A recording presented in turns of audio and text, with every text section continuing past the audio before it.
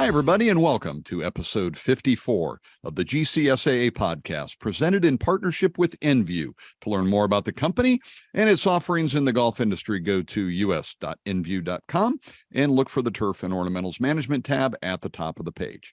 I'm your host, Scott Hollister, the editor-in-chief of GCSAA's Golf Course Management magazine, and I appreciate you joining us for this episode of the podcast. You know, since the inception of this podcast, we've been lucky enough to have the folks at first Bayer and now Envu supporting what we're doing in this space. And because of that partnership, we've had access to some of the brightest folks in our industry who ply their trade for Envu. Folks who've been able to come on the podcast to share their thoughts on emerging trends, cutting-edge technologies, and tips and tricks that help superintendents do their jobs better, smarter, and faster. And on this episode of the GCSAA Podcast, we're going to do that again by welcoming Zach Reicher, Ph.D., as our guest. Zach is a green solutions team specialist for Envu who focuses on cool season turfgrass and weed control for superintendents in the western half of the U.S. Zach has a deep background in academia and decades of experience in the business. And I think we're all going to learn a lot about what's going on, not only at Envu, but also out in the field in the summer of 2023 during this conversation with Zach Reicher. Before we get going, a reminder to check out the new video version of the podcast that's available on both GCSAA TV and GCSAA's YouTube channel. This marks the 5th episode with a video companion, and we're excited about some of the cool things we're able to do in that space. So please take some time to explore the video versions of the GCSAA podcast if you haven't already. And with that, it is time to get after it. This is episode 54 of the GCSAA podcast featuring Envu's Zach Reicher. Hope you enjoy it. All right, well, excited to be joined today by Zach Reicher, PhD. Zach, a member of Envu's Green Solutions team. He's been with them since 2015, a longtime GCSA member. Zach is on Twitter at Zach Turf Guy, but Zach, or Twitter X, whatever we're calling it today. Zach, I know you are not much of an avid Twitter user. Yeah, I'm not either. So I feel a kinship. Yeah, here. I'm not a huge Twitter. I can barely keep up with texts and email and everything else, and so it called me an old fuddy-duddy. But yeah, I'm more of a stalker on Twitter. I'm more of a reader than a. I do the same, both personally and professionally. So I mean, obviously, it's for superintendents and turfgrass managers, Twitter's just built into a pretty amazing community. It's great, fabulous. Share tips, tricks, all that fun stuff, bitch moan, whatever they're doing. But it's a pretty amazing place. But I do the same thing both personally and professionally. So Zach has got a master's from Iowa State, PhD from Purdue. Spent a lot of years in academia before starting with Envu. We will touch on all of that. But Zach, some of your colleagues at Envu have been on the podcast before, and obviously our partnership with the company has kind of given us access to some pretty smart minds, and it's been kind of fun for novice. You get to the bottom of the barrel now, Scott, in terms of smart minds. Oh no, we not saved the best for last because we still got more to go. But for someone like myself, it's what's enlightening to kind of to talk with you and your colleagues about agronomic issues. I want to start by kind of talking about what you do for the company and maybe just kind of define what is the Green Solutions team, and when customer superintendents ask you that what is this, what do you tell them about what you do and what kind of the job is? We're the technical team for Envu, and so primarily we answer questions about our products, but in reality we answer questions about anything that the superintendents want to talk about, whether it's cultural practices, whether it's somebody else's product. We're all kind of in this together, and that's our philosophy. We're going to help the superintendents solve their problems, regardless if it's one of our products or somebody else's products, or it might not be a product at all.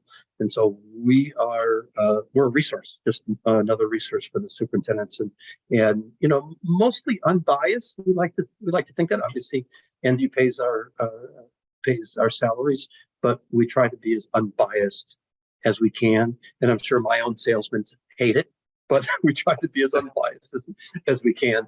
So do the customers reach out directly to you? Do they reach out through the company, through sales representatives? Typically, how does that work? I'll get direct calls, texts, emails from superintendents.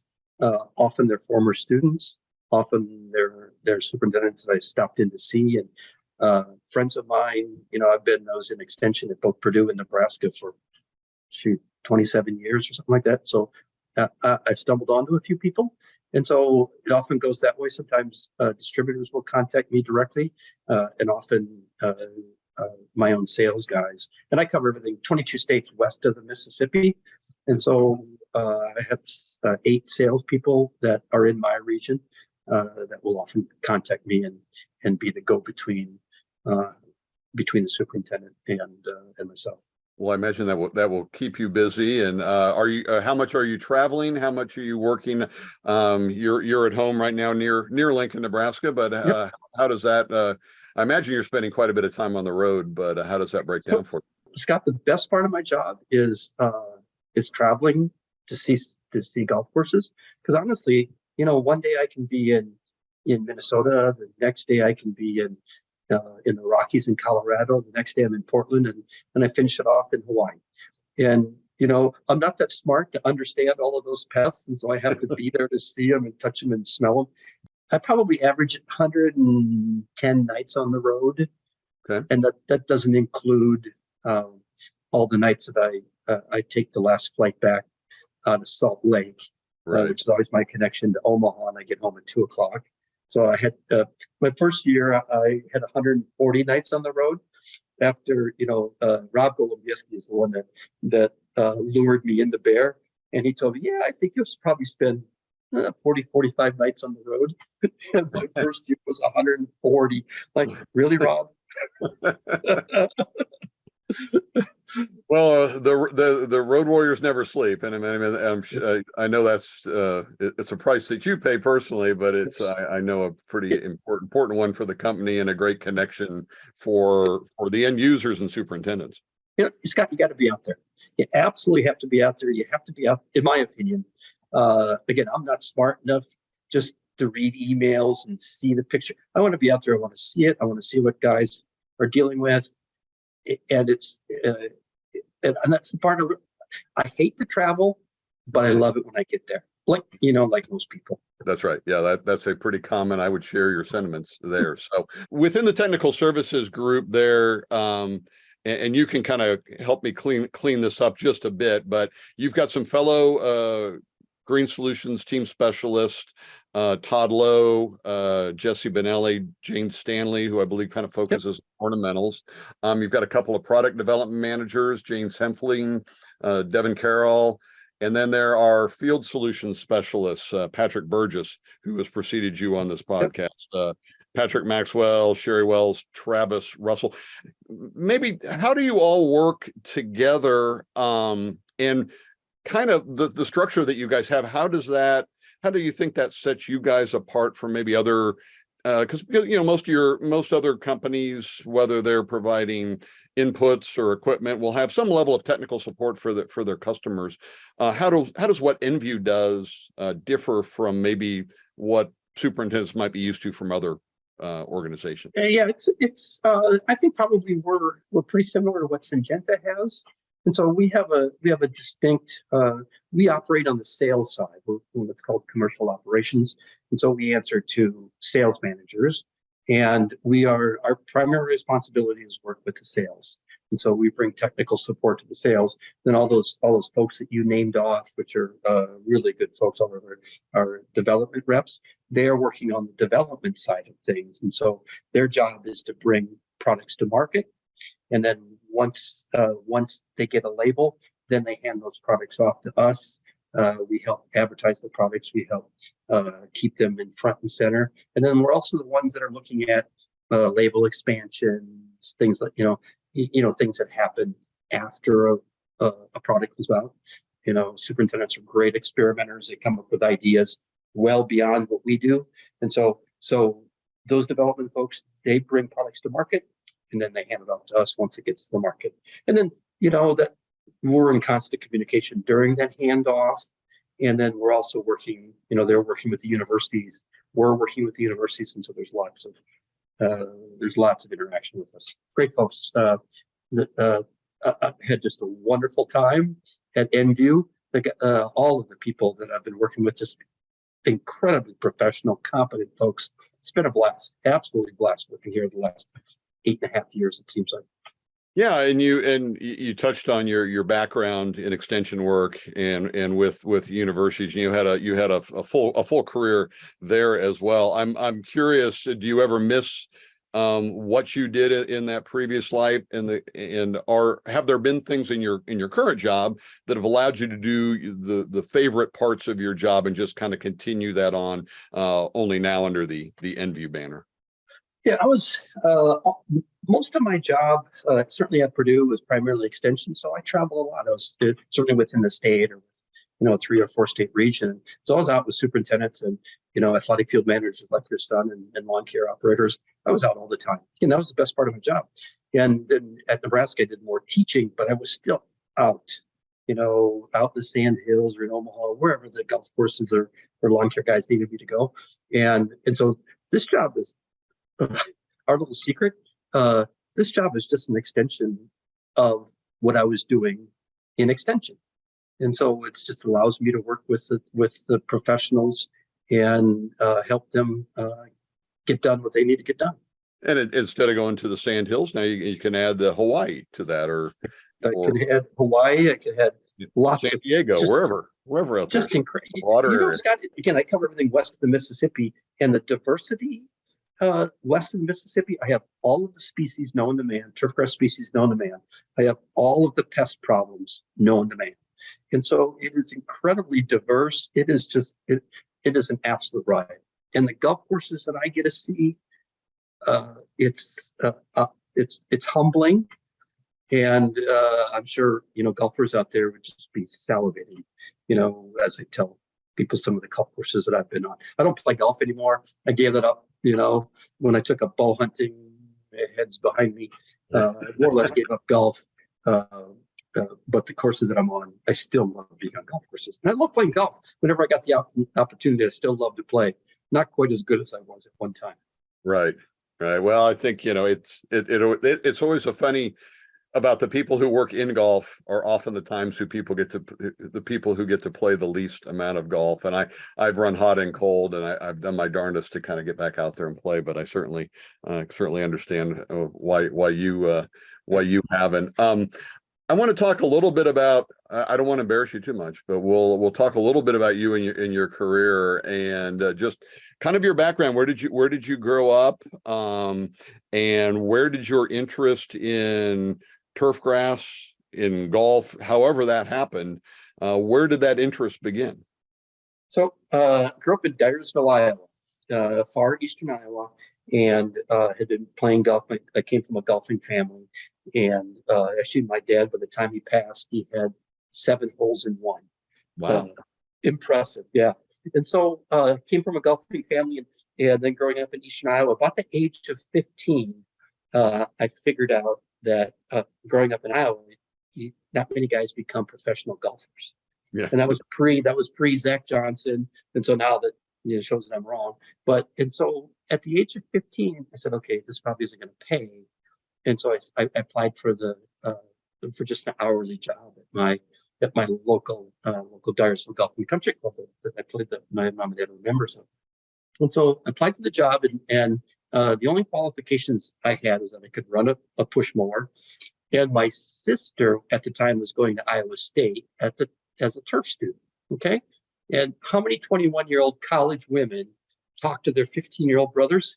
Yeah, not so much. Not a lot. So that really had nothing to do with my skill, and so they hired me, and a day late, well, actually, they fired the pro superintendent, and they hired me the next day. And so a guy on the board of directors, he was the town veterinarian.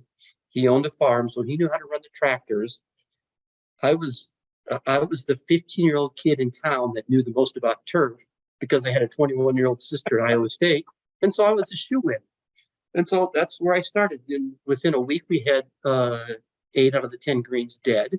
But that's where I started at the age of 15, and it's one of those fluke decisions you kind of make, and I've been truly blessed, absolutely blessed. I would never do it. I would never do it over.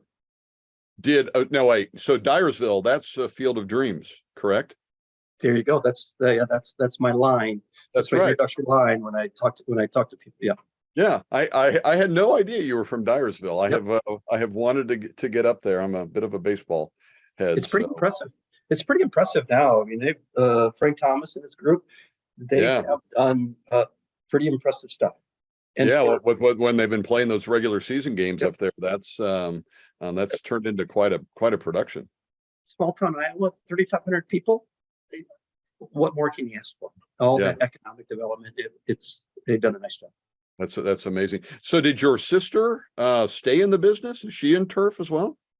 She is not. She as she graduated from Iowa State, she married one of her classmates, and they bought a greenhouse in northeast Iowa, and she's doing very, very well up in Plant Peddler is her company up there, and so they now ship all over the Midwest. So she's no longer in turf. Still a good golfer, but no longer in turf. She's a greenhouse person. She can follow your path and see where she might have gone. You did follow in her footsteps to Iowa State, correct? Eventually got to Iowa State after a small 1-year stint at St. Ambrose College in Davenport. Okay. I went there on a band scholarship and a golf scholarship as a computer science major. After working 3 years on a golf course during the summers, I become a computer science major because I was an idiot. I mean, how many people? So many turf students do that. They start working on a golf course and then in the college they do something else. But it only took me a year to figure out. I got to Iowa State and started working with Nick Christians, and I owe a lot to Nick. He helped me make some decisions, or maybe force some decisions that I might not have ever made. And look at me now. Did you consider a path as a superintendent, as a sports turf manager at a stadium? Because obviously that was your roots in the business. Did you ever consider that? And what kind of flipped your switch to go into the more research-driven, teaching-driven side? Yeah, that's where I can thank or I can curse Nick Christians for that, because we just once, because I get pretty decent grades, and Nick says, "Oh, you should go to graduate school." And Nick was just matter of fact, you need to go to graduate school. And so then I got my master's with Nick, and I started doing research, and one thing led to another, and so even though I had internships and worked on a number of golf courses, I just got on the research track pretty early on. Do you ever miss that when because obviously you spend plenty of time with superintendents and sports turf managers and folks like that. Do you ever, well, probably not as much now, but I wondered if you ever got the itch as you were spending that time in extension work and now in what you do for Envu. Yeah, sort of. Again, the best time on a golf course is dawn and dusk.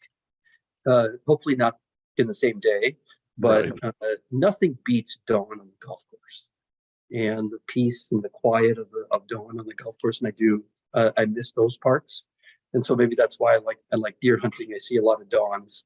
From the deer stand. So you probably get some opportunities professionally also to spend some time. I know just from what I get to do, and I spent some time earlier in July at Pebble Beach for the U.S. Women's Open, and I've been fortunate enough and blessed enough to have been there a number of times. Actually volunteered at the 2000 U.S. Open way back when. But I was with a colleague and it was one morning and we're literally just walking down the middle of the 18th hole. And I'm like, what is happening right now? I mean, we're really getting to do this, and I'm getting paid to do this. Yeah. And it is, you do realize there's obviously a ton of work that we're not around for, that we don't, and headaches that go into that. But boy, those moments sure do show you the appeal of the job. Yeah, I volunteered for the last two U.S. Senior Opens at Omaha Country Club. Sure. And it was again, it's easy for us just to show up as volunteers, do our gig and then walk away without the headaches. But it was some of the best times of my professional career. Yeah, So those are fun to be around. I Yep. did that very early in my stint with GCSAA, and it was really kind of foundational. Not only to be exposed to the kind of the people, and so many people that I've kept in touch with over the years. Yeah. That was 23 years ago. Yeah. But just what it taught me as a complete newbie to to agronomy, to turfgrass science, to golf course management, to have that experience just really was amazing. And Scott, it's eye-opening. And I think one of the things, because we have a lot of people in Envu and really any company, we now have whether it's marketing or sales or whatever, especially higher up in the company, you have a lot of people with not as much turf experience, or in some cases no turf experience. And I think spending a week volunteering on a golf course for a tournament, that would be eye-opening for folks. yeah, In lots of ways, good and bad. yeah. I mean, it's you see everything. You see the good, the bad. You see the camaraderie. You see the hard work. You see the finished product.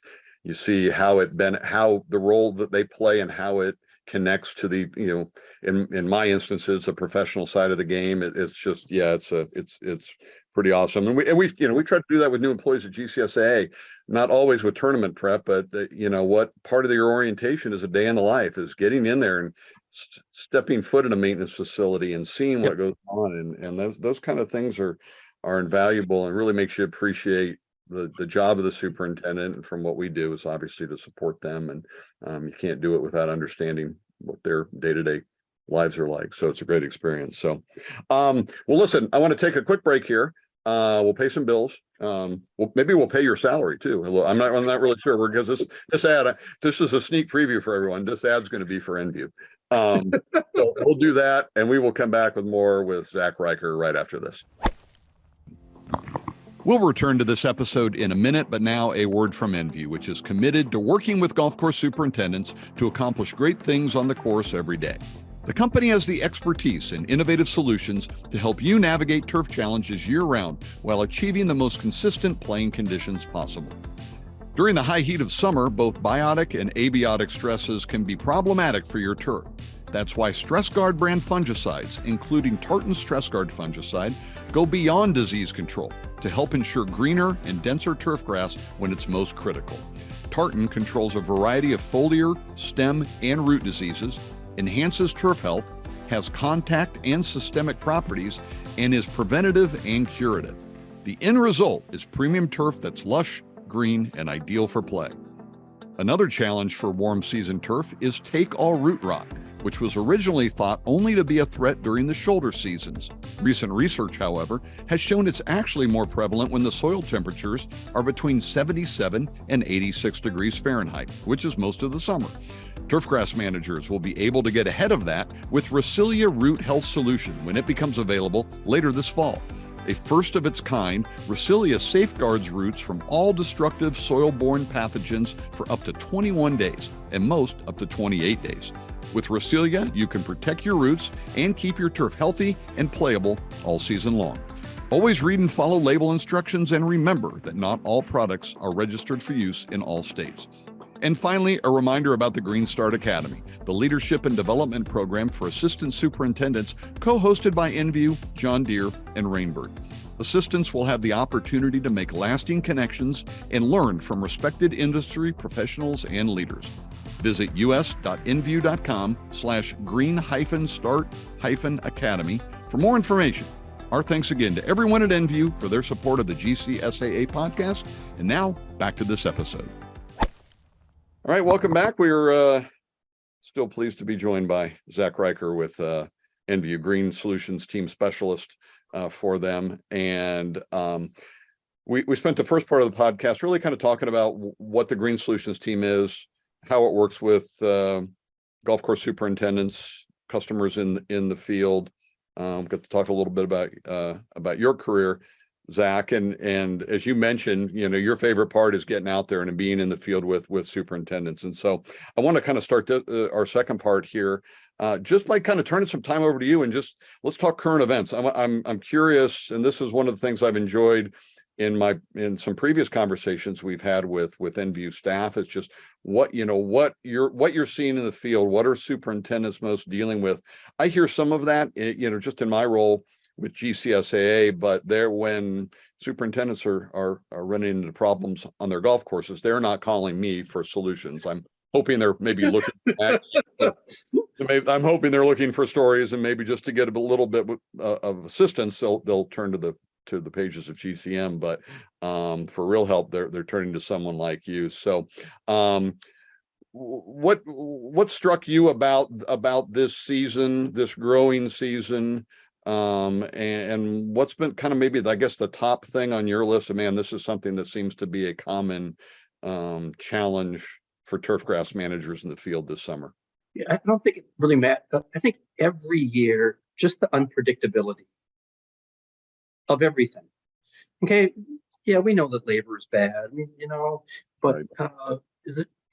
For instance, a big chunk of my territory this year suffered through winter kill. Right. Zoysia, here in Nebraska, we get it almost dang near every year on the greens with the POA. Sure. But, the warm season grass lost a bunch of Bermuda grass and zoysia grass to winter kill. And so then that changes everything in terms of, can we find sod? Can we find sprigs? Then what do we do for weed control afterwards? Then, this fall, now I got to think about POA control and some of our pre-emergent herbicides we can't put down over that nutrient. It just changes everything. And then you get a summer like this with 100 and zillion degrees out there. Right. And I look at us, we're almost like engineers. We have to prepare, or we have to build the space shuttle for the worst case scenario. Sure. Even though it might not happen. And that's hard. And so what I'm seeing now, it's all got to do with soil, root pathogens, any kind of compromise in the soil, whether it's drainage, primarily drainage, or thatch, or poor construction, or traffic compaction, whatever. Root pathogens are now, in my opinion, the number one pest out there. Well, POA is always the pest, but root pathogens, whether it's in the warm season grasses, spring dead spot, or mini ring, or take all root rot, and pythium root rot, cool season grasses, again, pythium root rot, summer patch. Those are the ones they start infecting early in the year, and then they don't show their ugly head until the weather changes. Right. And so, right now with extended 100-degree temperatures, and if you're either fortunate enough or unfortunate enough to get some of the rain, warm season grasses or cool season grasses just can't take this. And then it takes about this much of a pathogen to cause a problem. Right. And you have problems that you've never seen before. So it's just the uncertainty and as our weather changes, I think we're on the tip of the spear in terms of weather changing. We can let the idiots in Washington figure out what the causes are, but the changing weather, our falls are longer, our winters are more extreme, our springs, in some cases they're earlier, some cases they're non-existent. So they're all changing. And so I am seeing goosegrass well in Nebraska. I'm seeing goosegrass pushing north through Iowa and Minnesota. I'm seeing crabgrass throughout the Portland and places like that. And so our pests are doing their job. They're expanding. And then, nematodes, both us and Syngenta have come up with a new nematicide over the last 5 years or so. And so now we're starting to get a better grasp on nematodes. And we always knew they were a problem in the South, but my highest nematode numbers are from Traverse City, Michigan. Wow. Who would have thought? Yeah. And those are, with a growing season that's about 5 months long, 6 months long, and we have nematode numbers off the charts. And so it's lots of uncertainty out there, and things are changing. quickly. And that's got to be hard for, I mean, superintendents obviously want to be in control, and they want to be able to prepare as much as possible, but with uncertainty of those levels, it must make it super difficult. And you started off talking about the winter kill, and I have been noting that down in parts of Oklahoma and into, I guess, northern Texas, and those are areas that are not used to that. But there are some courses there. I think they're in year 3, maybe year 4 of significant winter kill that's just put them behind the 8 ball before they've even entered the heart of their spring season. And the problem is, anytime you have winter kill one year, and then by the time you get it reestablished, it's not really established going into the winter of the next year. And then if you get a cold, dry winter, or cold, wet winter, or you get early or late, that's the bad thing about winter kill is there's essentially 3, maybe 4 different causes of it. And so, like up here, we normally get desiccation. But then in Arkansas, where your son is, they got all sorts of crown hydration in some of the areas, but then they got desiccation in other areas. And so it will just pull our hair out. Causes us to pull our hair out. But the long-term issue is you reestablish it, and then it's not established by the time next winter comes along. Everybody wants to play on that turf. You're trafficking it too early. It's unhealthy going into the next winter, and then it tends to repeat itself by no fault of anybody, other than we're just hoping that the next winter isn't as bad.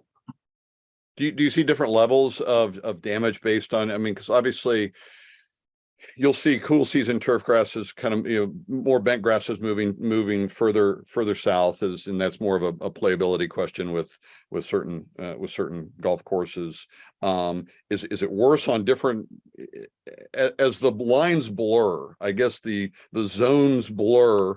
Are you seeing more issues with certain types of things in terms of, say, cool season turf grasses moving to the south and things of that nature, or is it kind of a indiscriminate damage? Yeah, it's whenever we move any kind of turf grass out of its most well adapted zone, we're going to push the envelope. And typically as humans, and typically as male humans, we want to do stupid stuff, and so we do. We move things out of where they should be. And so, we move bed grass down to deep Texas, for instance, and, you can grow it down there, but it's going to take a lot of inputs. We can grow zoysia grass up in Lincoln, Nebraska if you want, but it might not survive the winter. And so that's the price you pay. And so whether it's naivety or whether it's ego, we should know better than put grasses where they don't belong. Well, there's plenty of options now too with turf grasses, especially on greens that are more suited for the warmth of the Southwest or the Central Plains or wherever. And so breeding is obviously getting us to a point where we have some more options where they're better suited for those to get the kind of quality putting surfaces that a lot of places are. In my opinion, the cool season grasses, we have such good fungicides and nematicides now. We can really keep these cool season grasses alive, but really deep into the South relatively easily. I mean, obviously we're going to have to, use a fair amount of fungicides and nematicides and so on, but it's the warm season grasses and winter kill, or even the cool season grasses, winter kill. Winter kill, there's just not a lot you can do about it other than winter watering or covers. Right. But when winter kill extends out of where it normally is, then people are just cannot be prepared for. Yeah, it's it's a killer thing. And you mentioned I know the Tulsa area got hit pretty good this winter, and that's multiple years in a row down there, having talked with the folks at Southern Hills in the run up to PGA. And your son in Arkansas, they took a whooping in some of the areas down there, and even zoysia grass lawns in Atlanta took a whooping. Yeah. So places you wouldn't expect, and on grasses you wouldn't expect. The zoysia, in most cases, I think would be pretty winter tolerant. So, but the interesting thing is whether it's damage in the winter or damage in the summer, or what we want to point as a biological problem, there's nothing that works by itself now. There's always multiple straws involved, Right. In breaking the camel's back, and usually it's traffic, moisture, it's some kind of unhealth, whether it's traffic, moisture, poor establishment,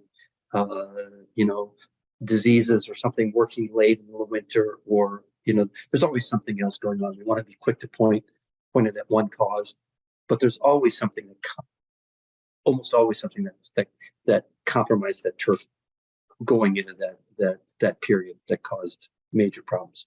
Well, I've enjoyed our conversation about winter, the extent, because as we sit here and record this today, we most of the continental United States, and they're obviously going to be outposts that are probably going to have a lot of real estate interest here in the not too distant future. But I'm going to my weather channel right now. Right now, it's feels like 107 here outside. We are.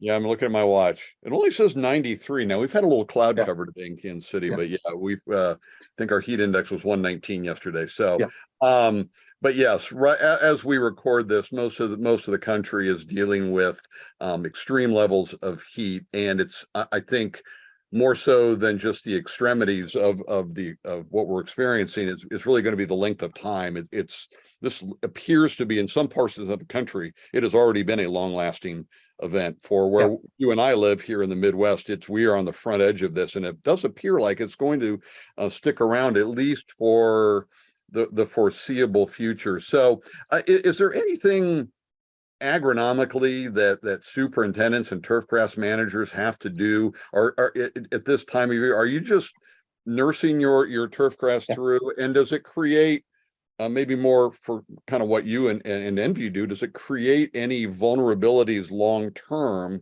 that superintendents should be aware of? Yeah, I think, and right now, most of the superintendents have been through at least short periods like this before. The key is really do no harm. Don't do anything on whether it's cool season grasses or warm season grasses that causes extra stress. Take the mowers off the greens, use rollers instead if you have to go for green speed, and maybe just reduce those standards a little bit, and protect your workers all. Number one, protect your workers, and so just desperate times require desperate measures, and so maybe now's the time. Just instead of that 11.5 stiff meter reading, maybe 10.5 is okay. Yeah. So.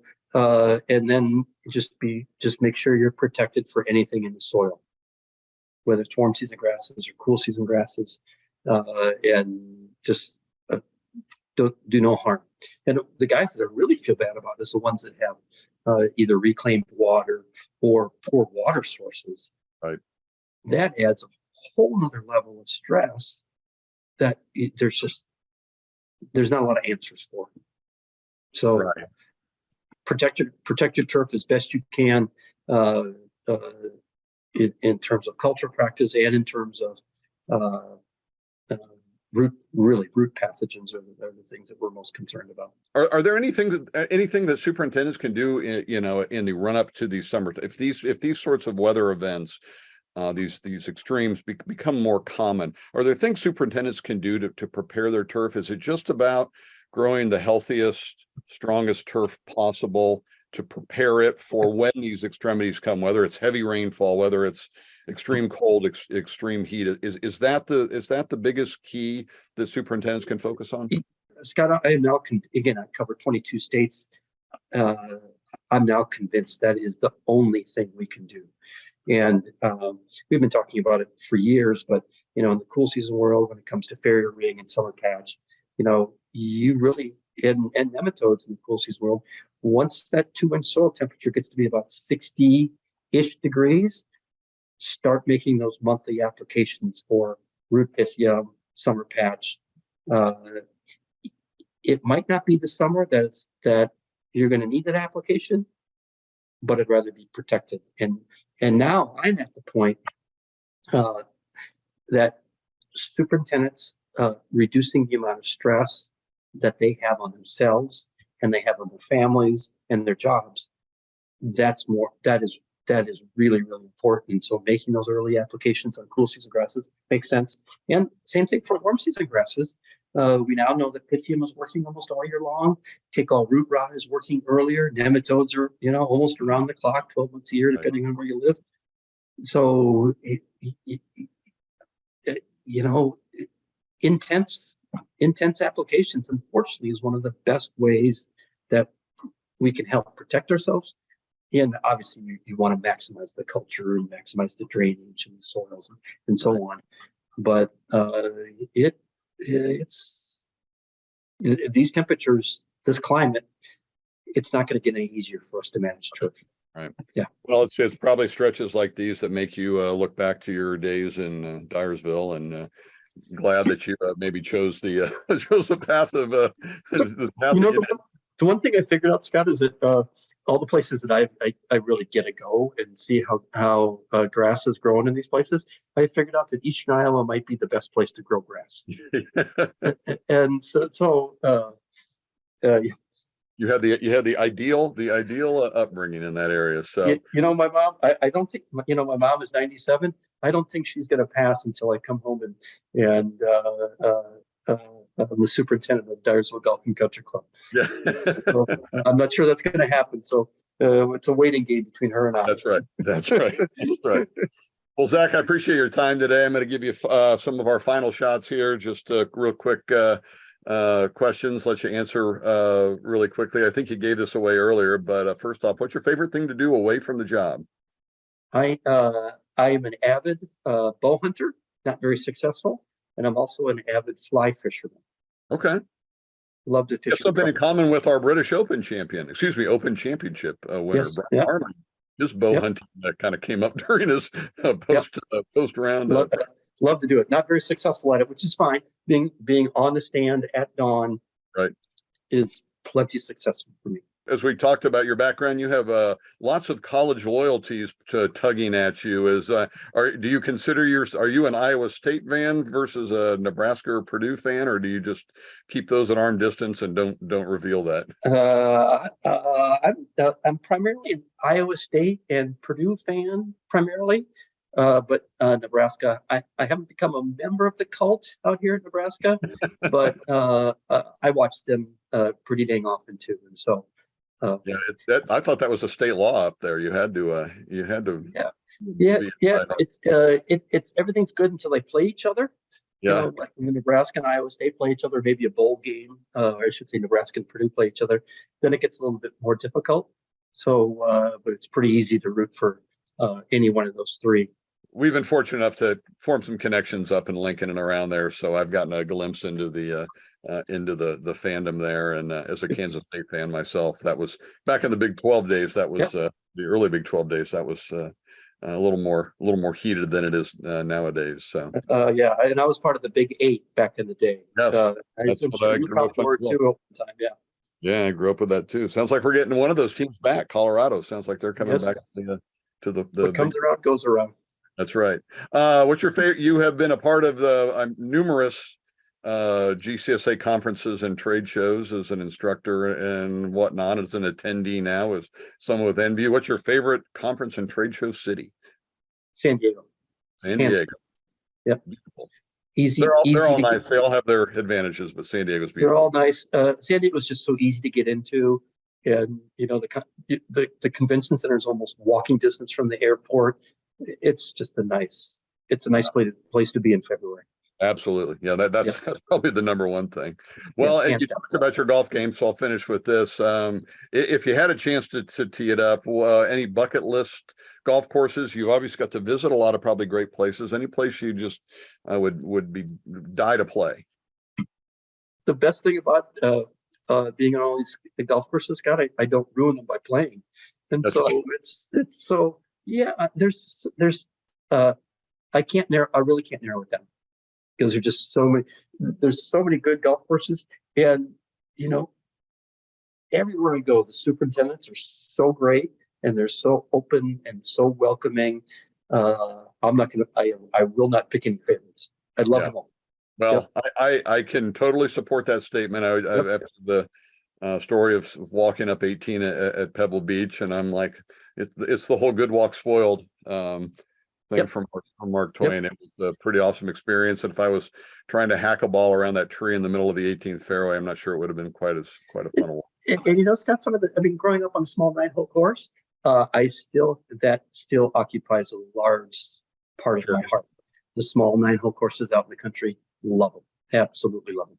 Yeah, the game holds charms in many different forms. So yes, it does. Yep. Well, Zach, I appreciate your time today. I've enjoyed the conversation. I think the listeners will too. And it's always great to catch up with you and catch up with your colleagues at Envu. We appreciate this the support for the podcast, and glad we're able to do this. And we will. I know we'll see each other very soon, and then we'll catch up down the road. And it's appreciate your time. It's Zach Reicher with Envu as our guest on this episode of the GCSAA Podcast. Thanks, Zach. Thanks, Scott. Appreciate it. Well, that's it for episode 54 of the GCSAA Podcast. Big thank you for me to Zach Reicher from Envu for joining us and sharing a little bit about his career and what he's seen in the field this year as a member of Envu's Green Solutions team. Remember, you can always learn more about the company, which is, of course, a sponsor of this podcast, by heading over to us.envu.com and clicking on the Turf and Ornamentals Management tab at the top of the page. Got plenty in the works for future episodes of the podcast, and that includes the video version, which is available on GCSAA TV and the association's YouTube channel. So be on the look for all of that. But for now, I'll sign off with a thank you to podcast editor Evan Shapiro, to the fine folks at Envu for their ongoing sponsorship of the podcast, to the GCSAA Board of Directors and my coworkers at GCSAA headquarters in Lawrence, Kansas, and of course, my thanks to each of you for subscribing, downloading, and listening and/or watching. Until next time, stay safe, stay healthy, and we'll catch up again soon on the next episode of the GCSAA Podcast.